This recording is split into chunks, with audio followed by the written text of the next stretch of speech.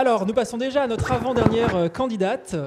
Elle s'appelle Julie Marin, doctorante en sciences biomédicales et pharmaceutiques dans la faculté de médecine. Elle est financée par le Télévis et le titre de sa thèse est Metabolic Reprogramming in Triple Negative Breast Cancer Brain Metastasis Towards the Identification of Novel Therapeutic Targets. En français et vulgarisé, le cerveau, nouvelle station balnéaire pour cellules cancéreuses. Bonsoir Julie. Bonsoir. Est-ce que c'est bien ta slide? C'est bien ma slide. Et est-ce que tu es prête? Je suis prête. Alors, c'est quand tu veux.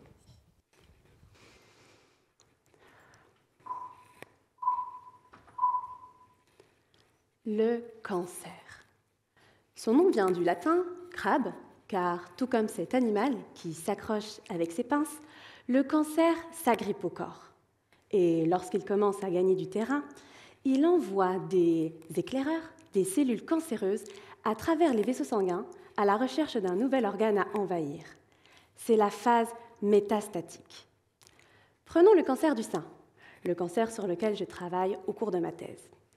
Les cellules cancéreuses peuvent quitter le sein et partir envahir d'autres organes. Imaginons que ces cellules cancéreuses soient des touristes à la recherche d'une destination pour leurs prochaines vacances. Quelle station balnéaire vais-je choisir? Les poumons? Trop de vent. Le foie? Trop festif. Le cerveau? Pour notre crabe, c'est le jackpot. Une fois arrivé à destination, il s'installe sans demander la permission, prend ses aises, chamboule l'équilibre du lieu et rend la vie impossible aux cellules locales. Pire encore, il transforme l'environnement pour mieux proliférer. Je suis sûre que vous avez tous cette image du touriste avec sa glacière et ses chaussettes claquettes. Mais évidemment, ce touriste ne reste pas seul très longtemps. Il se multiplie et transforme la station balnéaire en un lieu surpeuplé. Au départ, il y a de la place pour tout le monde. Mais très vite, les infrastructures sont débordées. Les hôtels s'agrandissent sans contrôle et des routes sont ouvertes pour fluidifier le trafic, mais uniquement pour ces touristes. Résultat, la population locale se retrouve asphyxiée, incapable de survivre dans cet environnement qui ne lui est plus adapté. Oui, mais moi dans tout ça, eh bien, je suis un peu comme une urbaniste chargée de remettre de l'ordre dans une ville envahie et de lutter contre le surtourisme des cellules cancéreuses.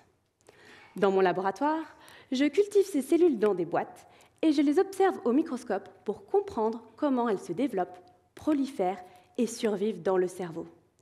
Mais surtout, je m'intéresse aux mécanismes internes qui permettent de se diviser.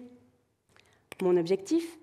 Identifier ces infrastructures clandestines afin de comprendre comment ces cellules cancéreuses les utilisent pour proliférer et les fermer. Ces infrastructures, ce sont des protéines que les cellules cancéreuses détournent pour leur propre survie.